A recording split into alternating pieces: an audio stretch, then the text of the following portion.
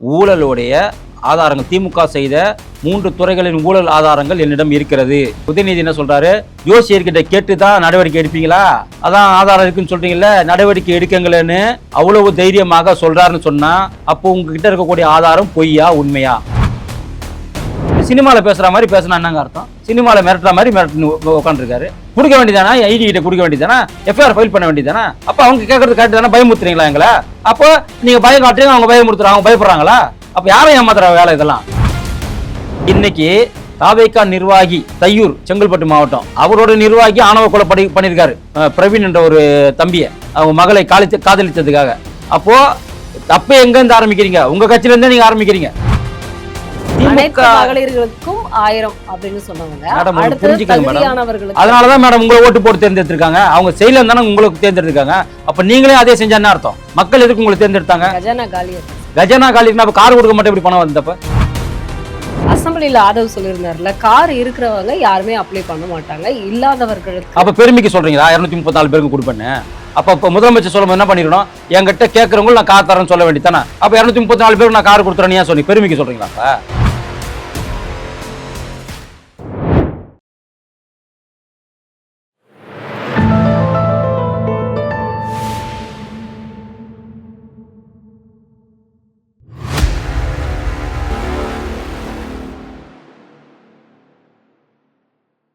தாமரை TV நேயர்களுக்கு அன்பான வணக்கம். இன்று நேர்காணலில் சிறப்பு விருந்தினர், அரசியல் விமர்சகர் ஃபயர் சதீஷ் அவர்கள் நம்முடன் இருக்கிறார். சார் வணக்கம். வணக்கம்.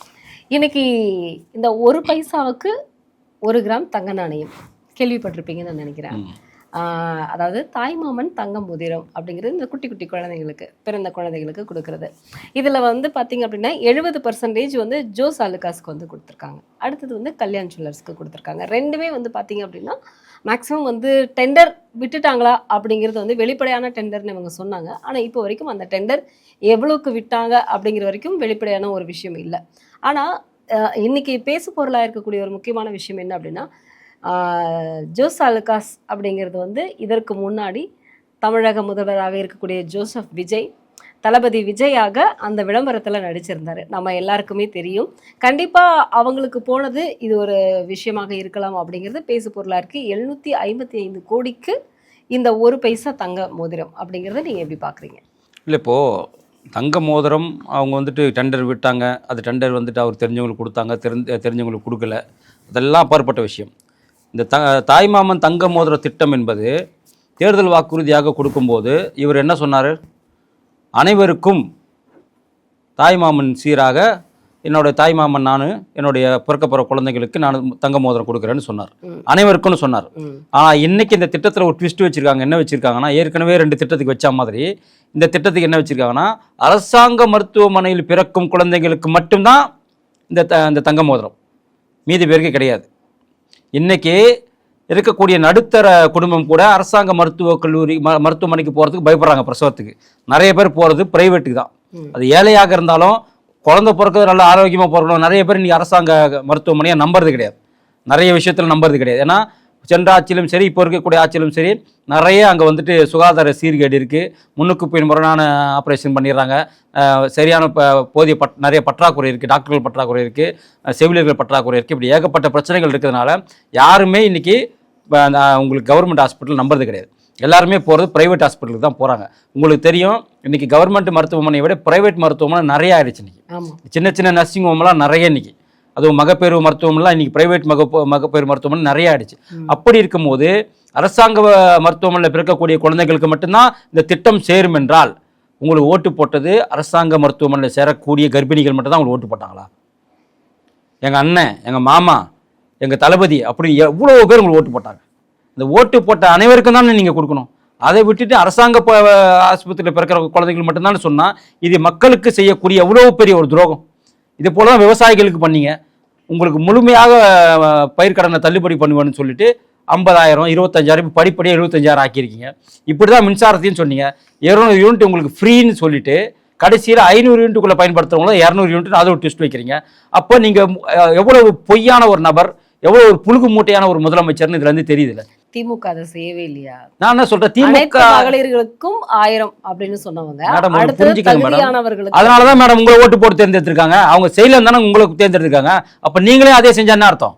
மக்கள் எதுக்கு உங்களை தேர்ந்தெடுத்தாங்க? கஜானா காலியா இருக்கு சார். கஜானா காலிக்குன்னா அப்ப கார் கொடுக்க மாட்டேன், இப்படி பணம் வந்தப்ப 234 எம்எல்ஏக்கு காரு, அவங்க பிஏக்கு 25,000 சம்பளம், அந்த காருக்கு 75,000 டீசலுக்கும் பெட்ரோலுக்கும், அதுக்கு மட்டும் எங்க பணம் வந்துச்சு?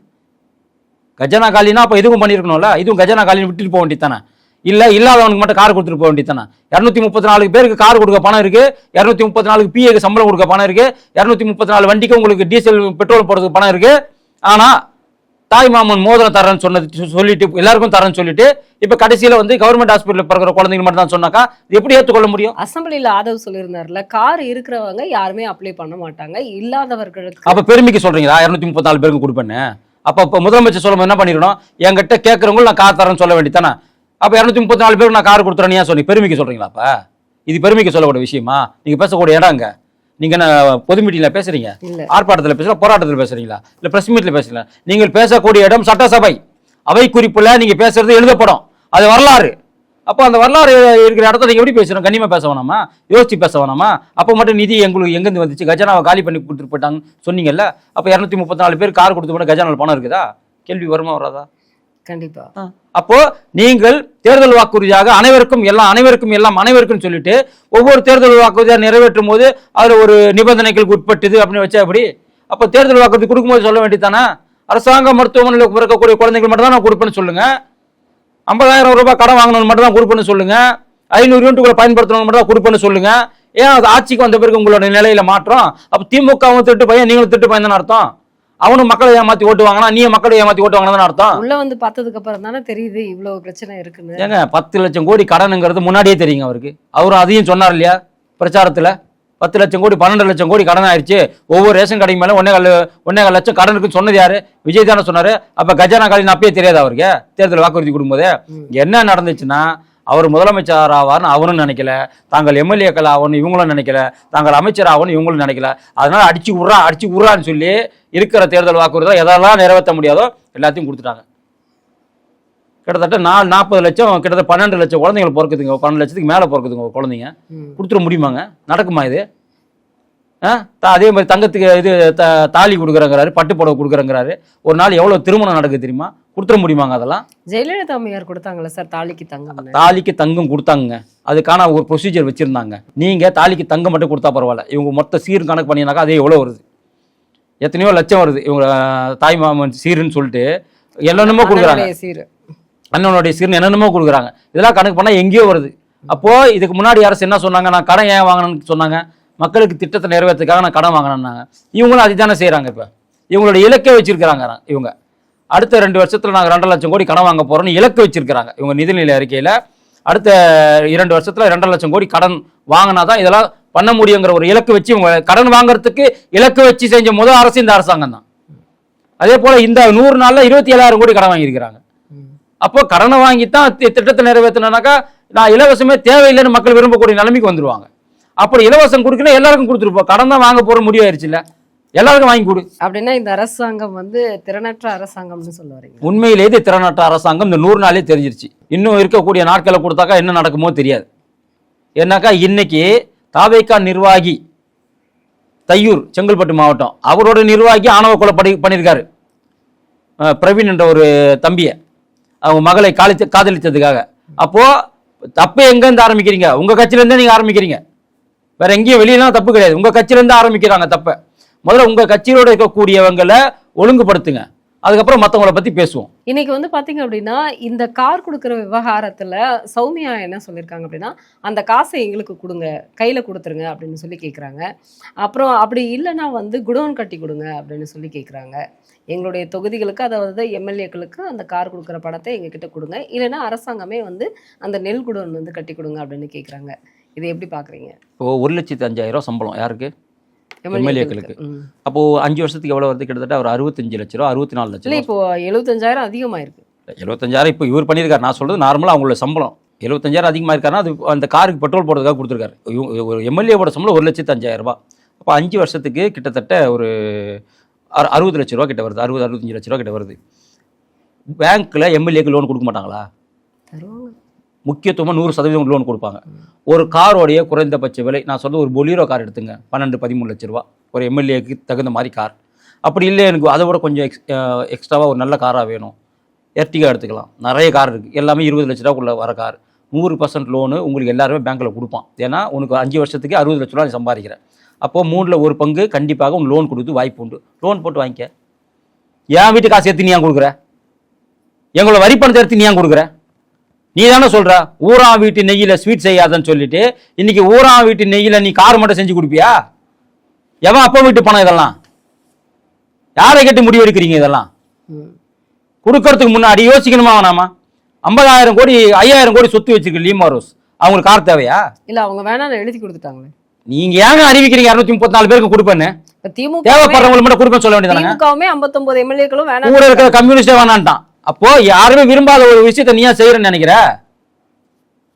கரெக்டா இல்லையா? கம்யூனிஸ்டே வேணான்னு சொல்லிட்டாங்க, ஏடிஎம்கேவும் சில பேர் வேணாங்கிறாங்க, திமுகவும் வேணாங்கிறாங்க. விரும்பாத ஒரு விஷயத்தை ஏன் செய்யறீங்கன்னு கேட்குறேன். எல்லோரும் விரும்பக்கூடிய விஷயத்தை செய்யுங்க.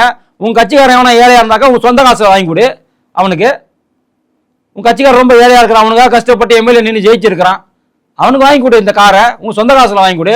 உனக்கு வந்து 565 கோடி சொத்து இருக்குல்ல, ஆதவர்ஜனா கட்டி 585 கோடி சொத்து இருக்குல்ல, நீங்களாம் வாங்கி கொடுங்க, உங்க சொந்த காசுல வாங்கி கொடுங்க. என் அப்பா வீட்டு காசு எடுத்து வாங்கி கொடுக்குறீங்க? என் வரி பணம், நான் வரி கட்டி இருக்கிறேன். நீங்க உங்க இஷ்டத்தையும் சொகுசா இருக்கிறதுக்கு என் பணத்தை வரி பணத்தை செலவு பண்ணுவீங்களா? உங்களுக்கு விவசாய கடன் தள்ளுபடி பணம் இருக்காது, உங்களுக்கு மகளிர் உதவித்தொகை கொடுக்க பணம் இருக்காது, உங்களுக்கு வந்துட்டு கரண்ட் இபி வந்துட்டு 200 யூனிட்டுக்கு மேல 500 யூனிட் மேல பயன்படுத்தினாக்கா அதை கட் பண்ணதுக்கு உங்களுக்கு பணம் இருக்காது. இதுக்கெல்லாம் மட்டும் பணம் வந்துருமா உங்களுக்கு? கஜனா காலின்னு சொல்லுவீங்க, ஆனா இது மாதிரி சொகுசா இருக்கிறதுக்கு மட்டும் உங்களுக்கு பணம் வந்துருமா? எப்படி வருது? இன்னைக்கு வந்து பாத்தீங்க அப்படின்னா, தமிழ்நாடு வணிகர்களின் மகாஜன சங்கத்தினுடைய தலைவர் சந்திர ஜெயபாலன் வந்து ஒரு விஷயம் சொல்லியிருக்கிறாரு.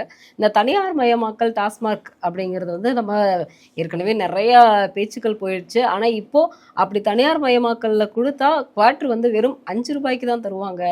பரவாயில்ல, நல்ல விஷயம்தான், ஆனா வருமானம் இதுல இருந்து தான் அப்படின்னு வந்து இந்த அரசு எதிர்பார்க்கல அப்படின்னு. ஏன்னா அந்த அரசு எதிர்பார்த்தது, ஆனா இந்த அரசு எதிர்பார்க்கல அப்படின்னு சொல்றாரு சார். இல்ல, தனியார் மயமாக்குறது சாராயை விற்கிற இடத்த தனியார் மயமாக்கல. அவங்க பிரைவேட் பார்களுக்கு அந்த உரிமையை கொடுக்குறாங்க. நீங்களும் சாராயத்தை விற்றுக்கலாம், டாஸ்மார்க் இருக்கும், பிரைவேட் பார்லையும் சாராயத்தை விற்றுக்கலாம். இந்த பிரைவேட் பார் முதல்ல எங்கே இருக்கும்னு சொன்னீங்கன்னாக்கா, அந்த டாஸ்மார்க் இருக்கக்கூடிய இடத்துல தான் பிரைவேட் பார் இருக்கும். இப்போது 100 மீட்டருக்குள்ள பார் வேறு இடம், சாராயம் விற்கக்கூடிய இடம் வேறு இடம் அப்படிங்கிற மாதிரி மாற்றிட்டாங்க. அது மட்டும் இல்லாமல் இப்பயே பாரில் சாராயம் விற்கக்கூடாதுன்னு ரூல்ஸ் இருக்குது, பாரில் விற்கக்கூடாத ரூல்ஸ் இப்போ இருக்குது. ஆனால் இப்போ என்ன பண்ணுறாங்கன்னாக்கா, இவங்க சொல்கிறாங்க நாங்கள் வந்துட்டு டாஸ்மார்க்கில் நடக்கக்கூடிய முறைகேடுகள்லாம் ஒழிச்சிட்டோன்னு. கிடையாது. தமிழகத்தில் இருக்கக்கூடிய அனைத்து டாஸ்மார்க் பார்கள்லையுமே இல்லீகலாக சாராயம் விற்கப்படுகிறது. ஏன்னா ஒரு டாஸ்மார்க் கடையில் குவார்ட்டர் தான் கொடுப்பாங்க, கட்டிங் கொடுக்க மாட்டாங்க, 90 கொடுக்க மாட்டாங்க.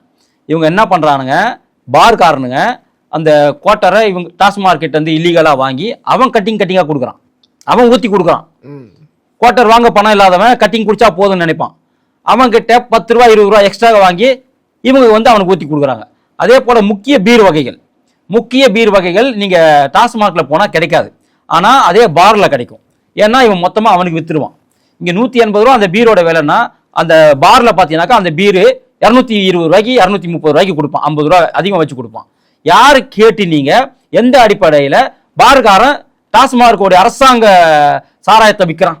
யார் அனுமதி கொடுக்குறீங்க? 10 ரூபாய் ஒழிச்சிட்டேன், நாங்கள் 24 மணி நேரம் சாராயத்தை ஒழிச்சிட்டேன். சரி, ஒழிச்சிட்டீங்க, இது யார் ஒழிப்பா? இது எப்போ ஒழிப்பீங்க? அப்போ இதுவும் ஒரு நூதன கொள்ளை தானே. அப்போ ஒரு தனிப்பட்ட ஒரு நபர் அரசாங்கம் விற்கக்கூடிய சாராயத்தை நான் பார வச்சிருக்கிறேன்ற ஒரு காரணத்திற்காக நீ எந்த அடிப்படையில் நீ விற்கிற? யார் உங்களுக்கு அதிகாரம் கொடுத்தா? அப்போ அந்த இடத்தோடைய காவல்துறை அதிகாரியோடைய துணை இல்லாமல் அது நடக்குமா? டாஸ்மார்க்கோடைய மாவட்ட அலுவலர்களுடைய துணை இல்லாமல் அது நடக்குமா? இல்லது தமிழ்நாட்டுடைய டாஸ்மார்க் நிறுவனத்தோடைய மேனேஜருடைய டிஎம்ஓடைய பங்கு இல்லாமல் அது நடக்குமா? அப்போ ஏதோ ஒரு வகையில் யாருக்கோ கட்டிங் போயின்னு தானே இருக்கணும். இன்னும் லஞ்சம் வந்து டாஸ்மார்க் இருந்துட்டு தானே இருக்கு. அப்போ அதெல்லாம் விஜய் அரசு கண்டிக்காதா? அதெல்லாம் அந்த விக்னேஷ் அமைச்சர் கண்டுக்க மாட்டாரா? எதுக்கு, எந்த அடிப்படையில் பார்ல நீங்க இதை விற்கிறீங்க சொல்லுங்க? பார் என்பது தின்பண்டங்கள் விற்கக்கூடிய இடம் இல்லையா? தின்பண்டங்கள் மட்டும் தான் கொடுக்கணும், வாட்டர் கொடுக்கணும், கிளாஸ் கொடுக்கணும், அவங்க தேவையான சைடிஸை கொடுக்கணும். சாராயம் கொடுக்கணும்னு எங்கன்னா இருக்கா? அப்போ ஏன் சாராயம் கொடுக்குறீங்க? பார்ல ஏன் சாராயம் கொடுக்குறீங்க? அதுலயும் ஏதாவது வருமானம் வரும் அப்படிங்க. அதுதான், அதுலயே வருமானம் வருகிறது. யாருக்கு வருமானம் வருகிறது என்பதை இந்த அரசு தெளிவுபடுத்தணும். அரசுக்கா இல்ல அரசுக்கு போகுதா இல்ல வேற தனியாருக்கு போற கூட வருமானம்? அவன் யாருக்குன்னா கட்டிங் கொடுக்குறானா? அமைச்சர் கட்டிங் வாங்குறாரா? இல்ல வந்து பார்ட்டி ஃபண்ட் வருதா அதுல இருந்து? அதே சொல்லுங்க. எல்லாரையும் நீங்க வந்து கேள்வி கேட்கக்கூடிய நீங்க இதையும் கேளுங்க. ஏன் டாஸ்மாக்ல இன்னைக்கு கேள்வி கேட்க மாட்டீங்க? பார்ல இவ்வளவு முறைகேடு நடக்குது, ஏன் பேச மாட்டேங்கிறீங்க? இன்னைக்கு வந்து அவரே சந்திரன் ஜெயபாலை வந்து சொல்லியிருக்காரு, இந்த லூலு மால் பிரச்சனை நம்ம வந்து ஏற்கனவே வந்து நிறைய பிரளயமாக இந்த பிரச்சனை போயிட்டு இருந்துச்சு. அதுக்கப்புறம் வந்து அதுவே வந்து அப்படியே சாஃப்ட் கார்னர்ல அப்படியே இது பண்ணிட்டாங்க. ஆனா இப்போ வரைக்குமே இந்த லூலு மால்ல வந்து இங்க சென்னையில தமிழ்நாட்டில் கொண்டு வர்றதுக்கு, அதை கோவை, சென்னை இந்த முக்கியமான பிளேசஸ்லாம் கொண்டு வர்றதுக்கு அடித்தளம் போட்டது மு.க.ஸ்டாலின் தான் அப்படிங்கிற ஒரு பேச்சு இருக்கு. ஆனா அதுக்கு ஓனரே அவர் தான் அப்படின்னு வந்து, ஏன்னா அவர் ஏற்கனவே வந்து திமுகவில் முன்னாள் எம்எல்ஏவாக இருந்திருக்கிறார். அவரே வந்து இதனுடைய ஓனரே வந்து ஸ்டாலின் தான், இதுதான் நிறைய பேருக்கு தெரியல. லூலு மால் கண்டிப்பா வரும், அதற்கான ஏற்பாடுகள் எல்லாம் செஞ்சுட்டு இருக்காங்க அப்படின்னு சொல்றாரு. லூலு மால் வரும் என்று சொல்லும் போது லூலு மாலோட ஒரு செங்கலை கூட தமிழ்நாட்டில் வைக்க விட மாட்டேன்னு சொன்னவர் அண்ணாமலை. எல்லாருக்கும் ஞாபகம் இருக்கும்னு நினைக்கிறேன். லூலு மாலோடைய ஒரு செங்கலை கூட நான் இங்கே வைக்க விட மாட்டேன். ஏன்னா லூலு மால் வரக்கூடிய இடமாக முடிவு செய்யப்பட்ட இடம் உங்களுக்கு கோயம்பேடு பேருந்து நிலையம். ஆமாம், கோயம்பேடு பேருந்து நிலையத்தையே அகற்றி உங்களுக்கு அங்கே எடுத்துன்னு போனதுக்கு காரணமே அங்கே லூலு மால் என்ற மிகப்பெரிய ஒரு மால் வரணுங்கிறதுக்காக தான் அந்த வேலையை செஞ்சாங்க. அதற்கு நம்ம கட்சி உள்பட, அன்புமணி ஐயா உள்பட இவங்க எல்லாருமே மிகப்பெரிய ஒரு எதிர்ப்பு தெரிவிச்சது காரணமாக இன்னைக்கு அந்த திட்டத்தை அங்கே கடப்பில் போட்டிருக்காங்க. இங்கே எதிர்ப்பு தெரிவிக்கலை அப்படின்னு சொல்லியிருந்தாக்கா அதை வந்து கண்டிப்பாக அதை பண்ணியிருக்கணும். அப்போ அனைத்தும் பேசக்கூடிய அண்ணாமலை இதையும் பேசணும். நிச்சயமா நரேந்திர மோடி விமர்சிக்கக்கூடிய அண்ணாமலை, குஜராத் மாடலை விமர்சிக்கக்கூடிய அண்ணாமலை, அதுக்கப்புறம் வந்துட்டு அமித்ஷா வீட்டில் தான் கோர் கமிட்டி நடக்குமா என்று பேசக்கூடிய அண்ணாமலை, இந்த லூலு மால் இப்போ கட்ட போறாங்க, நீங்க தான் உங்க வாக்குறுதி கொடுத்தீங்க என்னன்னு, ஒரு செங்கல்ல கூட வைக்க விட மாட்டேன்னு. அந்த நிலைப்பாட்டில் மாற்றம் இருக்குதா இல்லையான்னு தெரியல. என்ஜிஓவாக இருந்தா கூட நீங்க என்ஜிஓ வேலையை பார்க்காம நீங்க அரசியலும் சேர்த்து பாக்குறீங்க. அப்போ லூலு மாலுங்கிறதும் அரசியல் சார்பற்ற ஒரு வேலை தான். அப்போ அதுலேயும் அண்ணாமலை தலையிடுவாரா மாட்டாரா என்பதை அவர் தான் முடிவு பண்ணணும். ஏன்னா அந்த லூலு மாலுங்கிறது உள்ளே இருக்கக்கூடிய வியாபாரிகளை பாதிக்கக்கூடிய ஒரு செயல், சில்லறை வியாபாரிகளை பாதிக்கக்கூடிய ஒரு செயல். லூலு மால்லாம் இந்த மாதிரிலாம் வந்துருச்சுனாக்கா இங்கே இருக்கக்கூடிய நிறைய சில்லறை வியாபாரிகள் பாதிக்கப்படுவார்கள். அப்போ சில்லறை வியாபாரிகளோட நலன் முக்கியமா, லூலு மாலோட நலன் முக்கியமா என்பதை முதலில் இதுக்கு குரல் கொடுத்த அண்ணாமலை இதுக்கு பதில் சொல்லணும். ஒன்று. ரெண்டாவதாக, இந்த லூலு மால் வந்தாக்கா வியாபாரிகள் சங்கம் அது எதிர்ப்பு தெரிவிப்பாங்களா இல்லையாங்கிறதே அவங்க சொல்லணும். ஏன்னா அந்த லூலு மால் ஃபாரின் கம்பெனி கிடையாது, அது இந்தியாவிலேருந்து உருவான கம்பெனி. சரிங்களா? இப்போ 10,000 கோடி முதலீடுன்னு சொன்னாங்க. துபாயில் போயிட்டு அவங்க கிட்ட பேசி 10,000 கோடி முதலீடு, அந்த 10,000 கோடி முதலீட்டில் தான் இங்கே வந்து ஷாப்பிங் காம்ப்ளெக்ஸ் கட்ட போகிறேன்னு சொன்னாங்க. அப்போது இருந்த எங்களை போன்ற கட்சிகள்லாம் எதிர்ப்பு தெரிவித்த காரணமாக அது நிலுவையில் போடப்பட்டது. இப்போது அது வேறு ஒரு உருவமாக இந்த ஆட்சியின் மூலம் உள்ளே நுழைய பார்க்கிறது. அதற்கும் இந்த பிஜேபி நுழைய விடாது. அப்போது இந்த எதிர்ப்பை தான் நாங்கள் இப்பயும் காட்டுவோம். ஒரு முக்கியமான ஒரு விஷயமாக, அதாவது இவங்க நிறைய பேத்தோட ஊழல் ஃபைல் எங்ககிட்ட இருக்கு, அதுக்கான ஆக்ஷன்ஸ் வந்து எடுக்க வச்சிடாதீங்கன்னு சட்டசபையில் விஜய் சொல்லியிருந்தார் இல்லையா? இப்போ கோவளத்தில் அமித்ஷா அந்த முதல்வர்கள் மாநாட்டில் பேசும்பொழுது அமித்ஷா கிட்ட இடியினுடைய உதவியை வந்து எங்களுக்கு நீங்கள் வந்து கண்டிப்பாக வந்து கொடுக்கணும், இடியினுடைய உதவி வேணும், நாங்கள் ஆக்ஷன் எடுக்கிறதுக்கு நீங்கள் சப்போர்ட் பண்ணணும்னு அமித்ஷா கிட்ட கோரிக்கை விஜய் வைத்ததாக ஒரு தகவல் வந்து செய்தியில் வெளியாகிருக்கு. நீங்கள் எப்படி பார்க்குறீங்க? இப்போது என்கிட்ட என்னோட டேபிளில் 3 துறைகளுக்கான ஊழலுடைய ஆதாரங்கள், திமுக செய்த 3 துறைகளின் ஊழல் ஆதாரங்கள் என்னிடம் இருக்கிறது. யாரு? விஜய் அவர்கள் எங்க சொன்னாரு? அசம்பிளியில சட்டசபையில சொல்றாரு. சட்டசபையில இருந்தா திரும்பவும் சொல்றேன், அது அவை குறிப்பில் ஏற்றப்படும். அப்ப எதிர்கட்சி தலைவராக இருக்கக்கூடிய மு.க. ஸ்டாலின் என்ன சொல்றாரு, இவரு உதயநிதி என்ன சொல்றாரு, ஜோசியர்கிட்ட கேட்டு தான் நடவடிக்கை எடுப்பீங்களா, அதான் ஆதாரம் இருக்குன்னு சொல்றீங்கல்ல, நடவடிக்கை எடுக்கங்களேன்னு அவ்வளவு தைரியமாக சொல்றாருன்னு சொன்னா அப்போ உங்ககிட்ட இருக்கக்கூடிய ஆதாரம் பொய்யா உண்மையா அப்படிங்கிற ஒரு கேள்வி வருது. ரெண்டாவதாக, இது அமித்ஷா அவர்களிடமோ இல்லை வந்து நரேந்திர மோடியிடமோ கேட்க வேண்டிய அவசியம் கிடையாது. ஏன்னா நீங்கள் இங்கே ஒரு எஃப்ஐஆர் ஃபைல் பண்ணிட்டீங்கனாலே, இந்த ஆதாரங்களை வைத்து எஃப்ஐஆர் ஃபைல் பண்ணிட்டாலே ஆட்டோமேட்டிக்காக இடி உள்ளே வந்துடும். இது அமித்ஷா சொல்லி தான் இடி வரணுங்கிறதே தவறு. ஏன்னா இடி வந்து ஒரு தன்னிச்சையான அதிகாரம் பெற்ற ஒரு அமைப்பு. இதை வந்து நரேந்திர மோடி சொல்லி தான் இடி உள்ளே வரணும், அமித்ஷா சொல்லி தான் இடி உள்ளே வரணுங்கிறதெல்லாம் கிடையாது. இதெல்லாம் காங்கிரஸ் சொல்லக்கூடிய நாடகம், திமுக சொல்லக்கூடிய நாடகம். இடியை வச்சு எங்களை மிரட்டுறாங்க அப்படிலாம் கிடையாது. இடியை நாங்கள் யார் மேலே ஏபி விடுறதும் கிடையாது, அது பழக்கமும் எங்களுக்கு பிஜேபி கிடையாது. அதனால் இவர் போய் அங்கே பேசுறது இதெல்லாம் வந்து ஏற்றுக்கொள்ள முடியாது. இவர் என்ன பண்ணணும், ஒரு எஃப்ஐஆர் இப்போ தான் இவங்க ஆட்சி தானே, காவல்துறையுடைய அமைச்சர் இவர் தானே, டிஜிபி இவர் கண்ட்ரோல் தானே இருக்காரு. டிஜிபி கிட்ட இந்த ஆதாரத்தை கொடுத்து, ஐயா டிஜிபி அவர்களே முகாந்திரம் இருக்கிறது, ஒரு எஃப்ஐஆர் ஃபைல் பண்ணுங்க அப்படின்னு சொன்னாலே, இங்க எஃப்ஐஆர் ஃபைல் ஆயிட்டாலே இடி உள்ள வந்துருவாங்க, சிபிஐ உள்ள வந்துடும், வருமான வரித்துறை உள்ள வந்துடும். அப்புறம் உங்களுக்கு என்ன பிரச்சனை? எல்லாத்தையும் உங்க கையில நீங்க தானே வச்சிருக்கீங்க. என்னமோ அமித்ஷா அவர்கள் வந்து அனுமதி கொடுத்தாதான் இவர் எப்படி இது மடைமாற்றாங்க அப்படின்னு சொன்னாக்கா, அவரு ஆக்ஷன் நடவடிக்கைகள் எடுக்கிறதுக்கு எல்லாமே வந்து அமித்ஷா சிக்னல் கொடுத்துட்டாரு. என்ன நாங்க ஏன் சிக்னல் கொடுக்கணும்னு கேக்குறேன். ஏங்க இது உங்களுடைய 3 துறை உங்களோட துறையில இருக்கு. இவங்க அன்னை செலாவணி மோசடியா பண்ணிருக்காங்க நாங்க வந்து உள்ள வரதுக்கு. இது வந்து 3 துறை, எந்த துறைன்னு கூட சொல்லி நீங்க இன்னும் 3 துறைன்னு சொன்னீங்க. என்ன துறைன்னு சொன்னீங்களா? இல்ல. அப்புறம் என்ன துறைன்னு சொல்லுங்க, எவ்வளவு முறைகேடுன்னு சொல்லுங்க, எந்த அமைச்சர்னு சொல்லுங்க. எதையுமே சொல்லாம என் டேபிள்ல இருக்கு. சினிமால பேசுற மாதிரி பேசினா என்னங்க அர்த்தம்? சினிமால மிரட்டுற மாதிரி மிரட்டு உட்காந்துருக்காரு. இருந்ததுன்னா ஆதார் 100 நாள் ஆச்சு, 100 நாள் என்ன கைட்டு நின்றீங்க? 100 நாள் என்ன பண்ணியிருந்தீங்க? கொடுக்க வேண்டியதானா? ஐடி கிட்ட கொடுக்க வேண்டியதானா? எஃப்ஐஆர் ஃபைல் பண்ண வேண்டியதானா? அப்போ அவங்க கேட்கறது கரெக்ட் தானே? பயமுறுத்துறீங்களா எங்களை அப்படின்னு அவங்க கேட்குறாங்க. அப்போ நீங்க பயம் காட்டுறீங்க, அவங்க பயமுறுத்துறாங்க, அவங்க பயப்படுறாங்களா? அப்போ யாரும் ஏமாத்துற வேலை இதெல்லாம்? மக்கள் பார்த்து கொண்டு இருக்கிறார்கள். இதெல்லாம் ஏதோ மக்கள் பார்த்துட்டு இருக்காங்க. ஆதார் இருந்தா குடு, அரெஸ்ட் பண்ணு. திராணி இருந்தா, தெம்பு இருந்தா,